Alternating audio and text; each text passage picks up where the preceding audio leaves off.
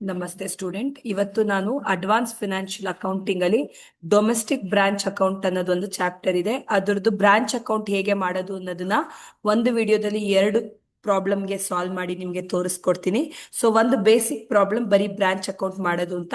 First question ಓದೋಣ.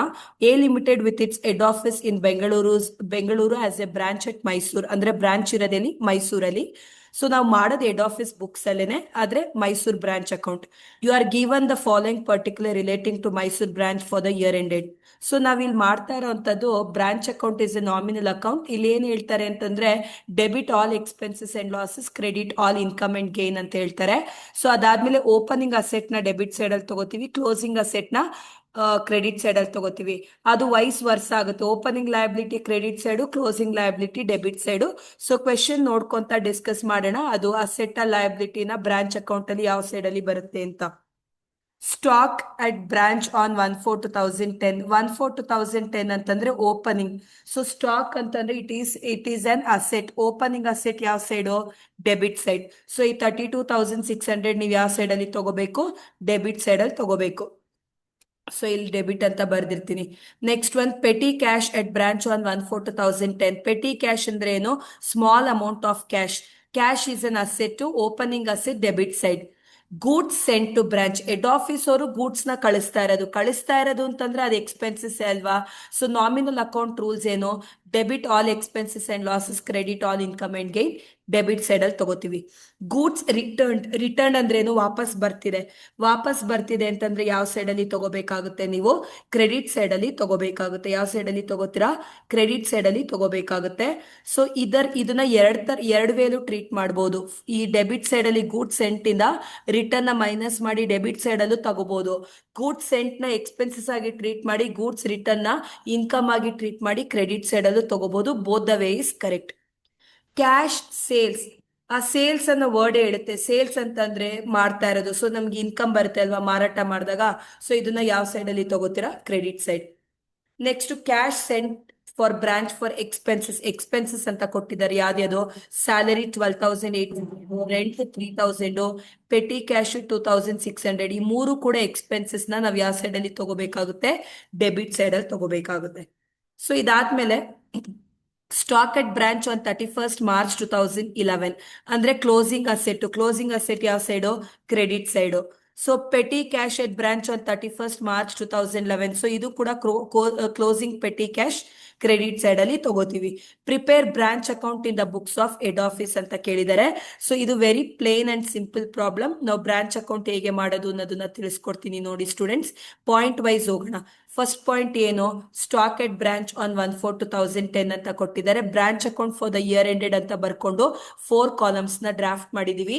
Particulars amount, debit and credit ಅಂತ. So to stock at branch ಅಂತಂದ್ರೆ ಎಲ್ಲಿ ತಗೋತೀವಿ? ಡೆಬಿಟ್ ಸೈಡ್ ಅಲ್ಲಿ ತಗೋತೀವಿ. ಟು ಸ್ಟಾಕ್ ಅಟ್ ಬ್ರಾಂಚ್ ಅಂದ್ರೆ ಓಪನಿಂಗ್ ಅಲ್ವಾ?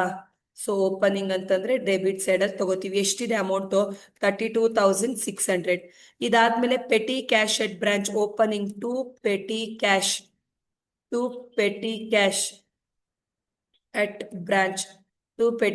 ಅಟ್ ಬ್ರಾಂಚ್ ಎಷ್ಟು? 110 ಡೆಬಿಟ್ ಸೈಡ್ ಅಲ್ಲಿ. ಗೂಡ್ಸ್ ಸೆಂಟ್ ಟು ಬ್ರಾಂಚ್ ಏನಕ್ಕೆ ಇದು ಅಂತಂದ್ರೆ ಎಕ್ಸ್ಪೆನ್ಸಸ್ ಆಗುತ್ತೆ ಅಲ್ವಾ? ಸೊ 45,600. ಇದಾದ್ಮೇಲೆ ಗೂಡ್ಸ್ ರಿಟರ್ನ್ಡ್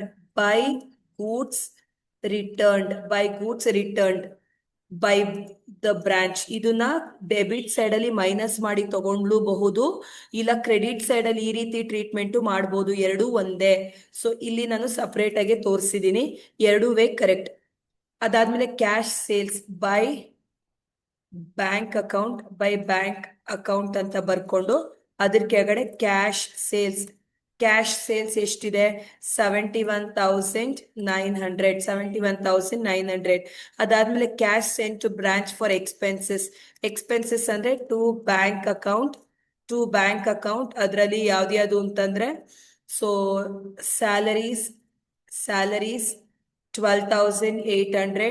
ಅದಾದ್ಮೇಲೆ ರೆಂಟ್ ಬಂದು 3,000. ಅದಾದ್ಮೇಲೆ ಪೆಟಿ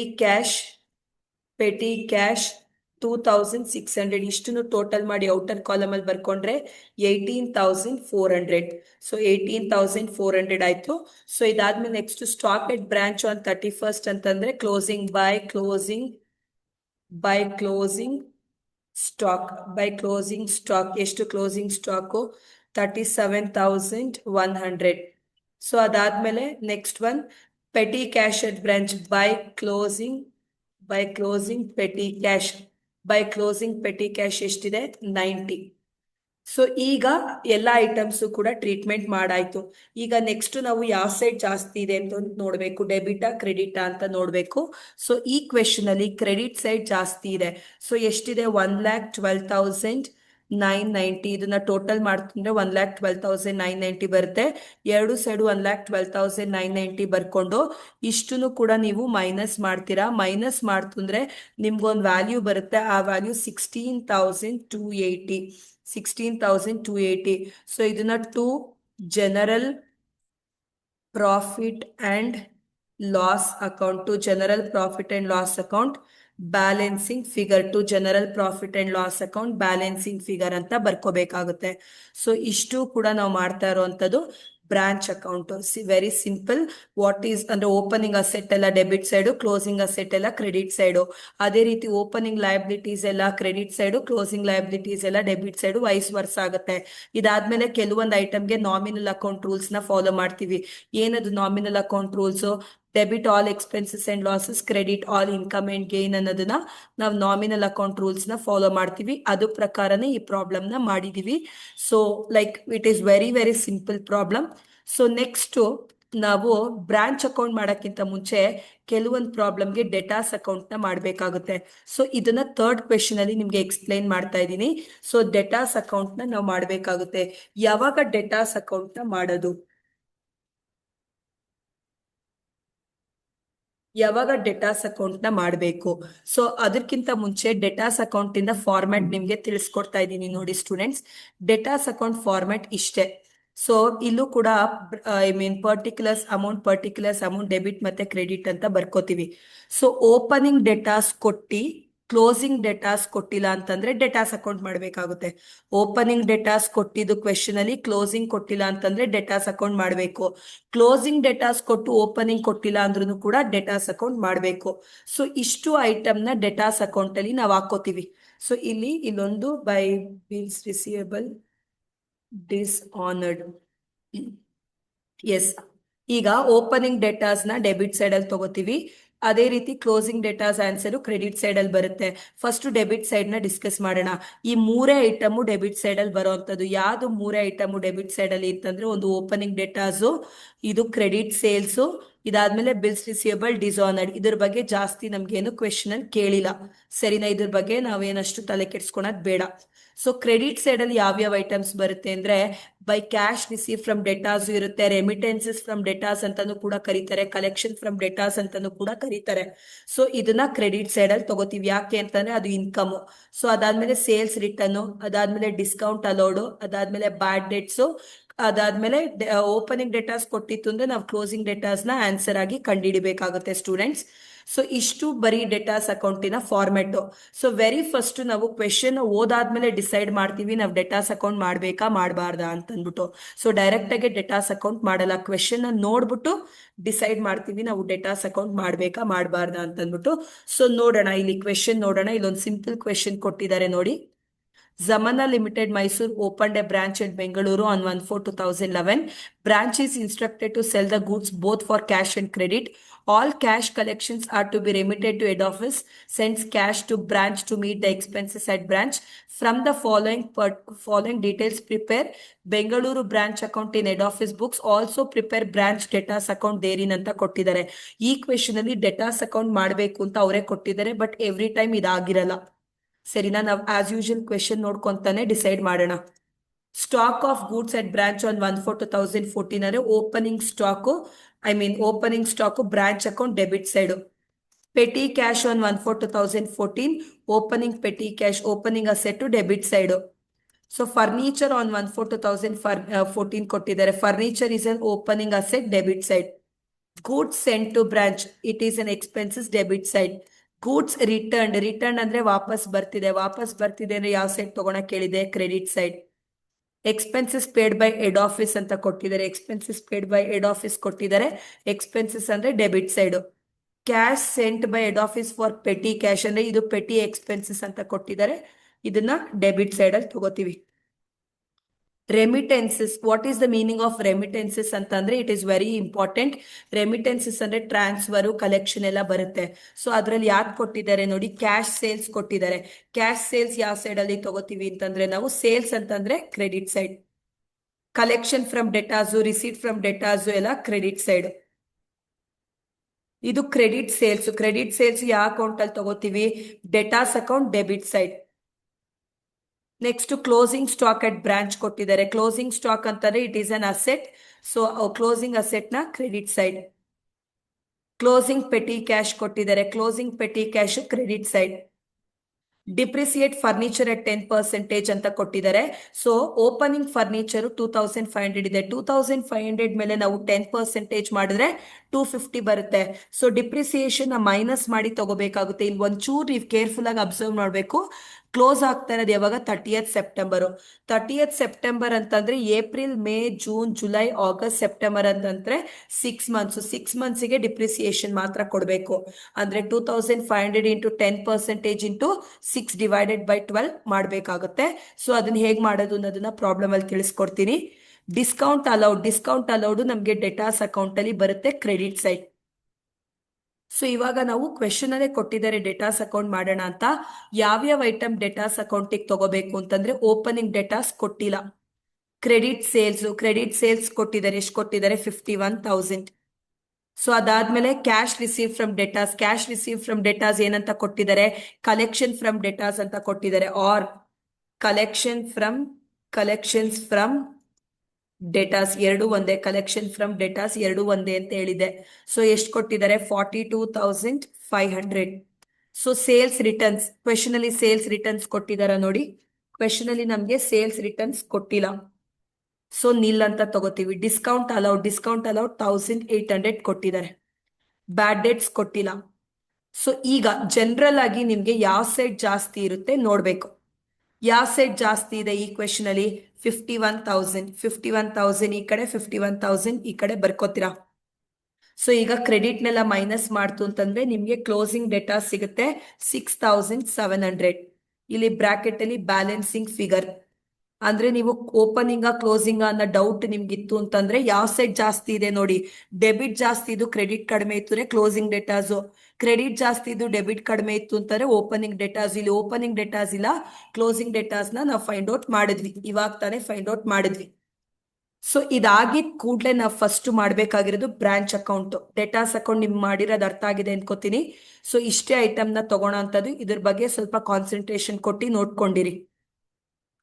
ಸೊ ಈಗ ಬ್ರಾಂಚ್ ಅಕೌಂಟ್ಗೆ ಸೇಮ್ ಕಾಲಮ್ ನ ಡ್ರಾಫ್ಟ್ ಮಾಡ್ತೀವಿ. Branch account for the year ended ಅಂತ ಅಂದ್ಬಿಟ್ಟು ಈ ಕಾಪಿ ಆಫ್ ಕ್ವೆಶನ್ ನಿಮ್ಮ ಹತ್ರನೂ ಇರಬೇಕು ಡಿಸ್ಕಸ್ ಮಾಡ್ಬೇಕಂದ್ರೆ. ಸೊ ಈಗ ವೆರಿ ಫಸ್ಟ್ ನಾವು ಡೆಟಾಸ್ ಅಕೌಂಟ್ ಅಲ್ಲಿ ಏನ್ ಕಂಡುಹಿಡಿದಿದೀವಿ, ಕ್ಲೋಸಿಂಗ್ ಡೇಟಾಸ್. ಈ ಕ್ಲೋಸಿಂಗ್ ಡೇಟಾಸ್ ನಾವು ಫಸ್ಟ್ ಬ್ರಾಂಚ್ ಅಕೌಂಟ್ ಅಲ್ಲಿ ಕ್ಲೋಸಿಂಗ್ ಅಸೆಟ್ ಕ್ರೆಡಿಟ್ ಸೈಡ್ ಇಲ್ಲಿ ಬೈ ಕ್ಲೋಸಿಂಗ್ ಡೇಟಾಸ್ ಅಂತ ಹಾಕೋತೀವಿ. ಎಷ್ಟು, 6,700. ಇವಾಗ ನಾವು ಪಾಯಿಂಟ್ ವೈಸ್ ಹೋಗೋಣ. ಪಾಯಿಂಟ್ ವೈಸ್ ಅಂದ್ರೆ question.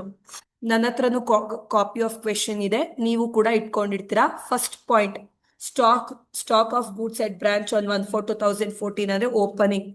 To stock at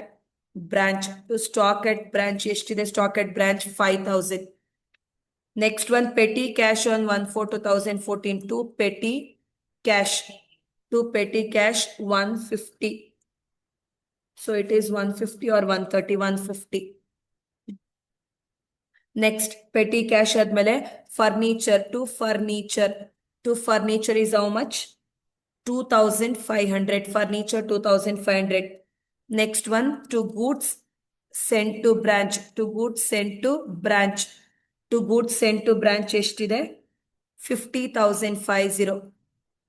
so ಅದಾದ್ಮೇಲೆ ಗೂಡ್ಸ್ ರಿಟರ್ನ್ ಅಂದ್ರೆ ವಾಪಸ್ ಬರ್ತಾ ಇದೆ. ಈ 50,000 ರಿಟರ್ನ್ ಮೈನಸ್ ಮಾಡಿದ್ರು ಏನ್ ಪ್ರಾಬ್ಲಮ್ ಇಲ್ಲ. Goods return by goods returned ಎಷ್ಟಿದೆ, ಗೂಡ್ಸ್ ರಿಟರ್ನ್ಡ್ 3,000. ಅದಾದ್ಮೇಲೆ expenses paid by head office ಅಂತ ಕೊಟ್ಟಿದ್ದಾರೆ. ಟು ಬ್ಯಾಂಕ್ ಅಕೌಂಟ್ ಬ್ರಾಕೆಟ್ ಅಲ್ಲಿ ಎಕ್ಸ್ಪೆನ್ಸಸ್ ಎಷ್ಟಿದೆ ಎಕ್ಸ್ಪೆನ್ಸಸ್? ಸೊ 10,000.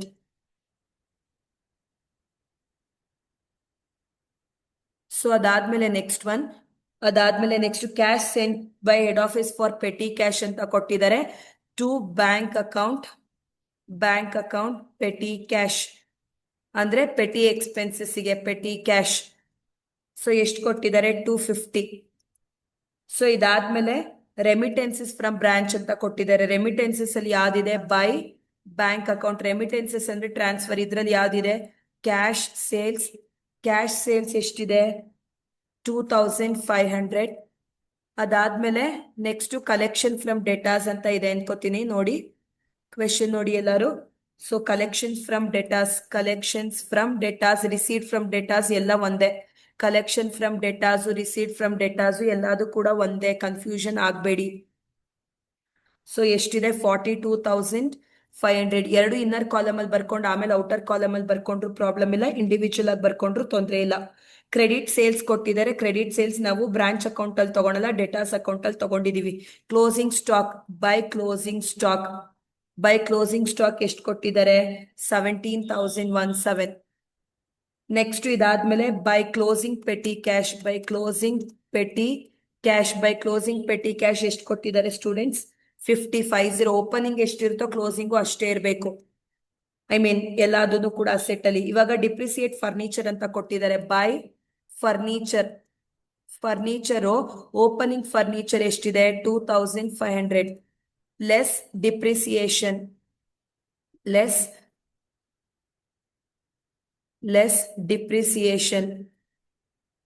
ಡಿಪ್ರಿಸಿಯೇಷನ್. ಹೇಗೆ ಡಿಪ್ರಿಸಿಯೇಷನ್ ಮಾಡುವಂಥದ್ದು?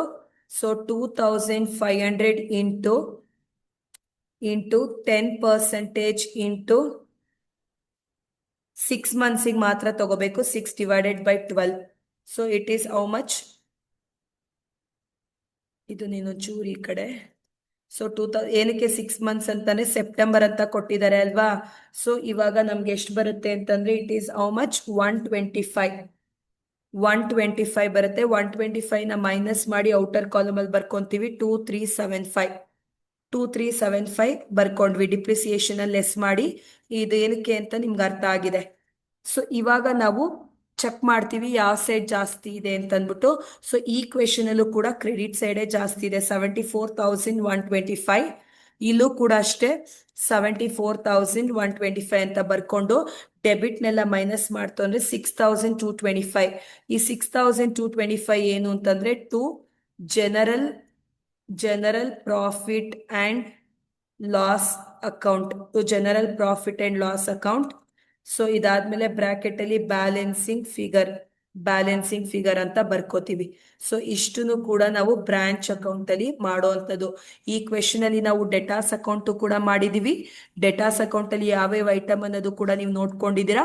ಸೊ ಇಮಿಡಿಯೇಟ್ ಆಗಿ ಬ್ರಾಂಚ್ ಅಕೌಂಟ್ ಮಾಡಿದೀವಿ. 2 simple question on cost price ಮಾಡಿದೀನಿ. ನೆಕ್ಸ್ಟ್ ಇನ್ನ 1-2 ಕ್ವೆಶನ್ ಮಾಡ್ಬಿಟ್ಟು ಇನ್ವಾಯ್ಸ್ ಪ್ರೈಸ್ 2 ಕ್ವೆಶನ್ ಶೇರ್ ಮಾಡ್ತೀನಿ. ಮೋರ್ ಸೊಲ್ಯೂಷನ್ಸ್ಗೆ ನನ್ನ ಚಾನೆಲ್ನ ನೋಡ್ತಾ ಇರಿ. Thank you students.